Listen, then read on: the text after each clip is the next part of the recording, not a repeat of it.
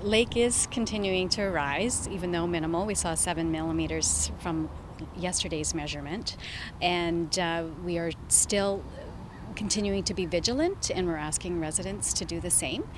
Certainly it's not over. We haven't crested yet, and we anticipate that will happen within the next week. But of course it's a weather-driven event, so that will certainly have a huge influence on what we see in the next few days. With the new maps that were released yesterday, an idea of what could happen if there were no protections in place, and an idea of what the groundwater is doing along the lake shores. What sort of messaging can you share with the public about what groundwater impact might people be feeling as we get closer to a lake crest? Well, if they are experiencing some groundwater pooling along their properties, that they need to be mindful to remove any valuables that they have in crawl spaces or in basements and move them to higher ground to ensure that it minimizes the impact. Some more protections are going in place right now in Peachland. Talk about what they're going to be doing down there over the next couple of days. We have a bladder system that's being installed later.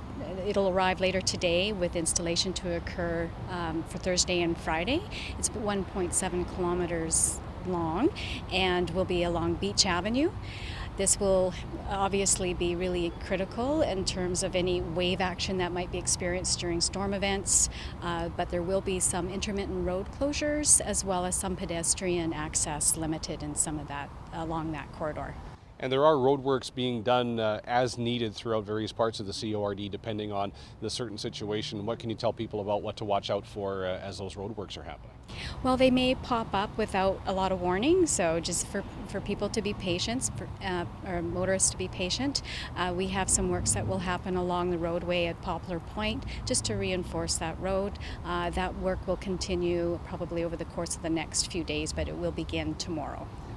In terms of weather, there is some rain in the forecast, and there's still some snowpack left. What can you tell us about those situations? Well, we've had a little bit of good news. We've seen the weather forecast change from yesterday. We were anticipating quite a bit more precipitation, but that seems to have been alleviated. We have a storm moving in on Thursday, but then it'll break up, and then some showers are anticipated over the weekend, but not as severe as we thought it was yesterday, which is good news. And as far as the snowpack, any update on what that level is it's at right now? We don't have new numbers yet. From what I understand, yesterday we had 30% remaining, but I understand a more official word will be coming out later this afternoon. Anything else regarding the situation that you want to just remind people about as we deal with, I think, week 5 of this?